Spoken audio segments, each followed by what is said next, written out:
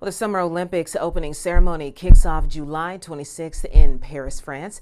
And while anticipation is growing, the pressure is especially on for athletes from Ukraine, with many saying this year's games, well, they're taking on a whole new importance. Chris DeMeo has that story. With the Paris Summer Olympics just weeks away, athletes from around the world are continuing to train hard. But while going for gold is a goal, many Ukrainian athletes feel this Olympics is about more than gaining personal glory, citing how it's critical they raise awareness for their country as the Russian invasion intensifies. We compete to draw attention to Ukraine, to attract more media coverage, to keep raising the issue of the war. Preparing your body and mind for the Olympics is a challenge of its own, but with more than 500 Ukrainian sports facilities having been destroyed since the war began in 2022, athletes are facing extra hardships.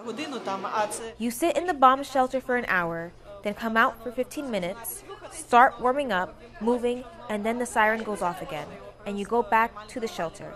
It's impossible to establish a normal training routine. Many male athletes are also torn by their decision to compete instead of fight.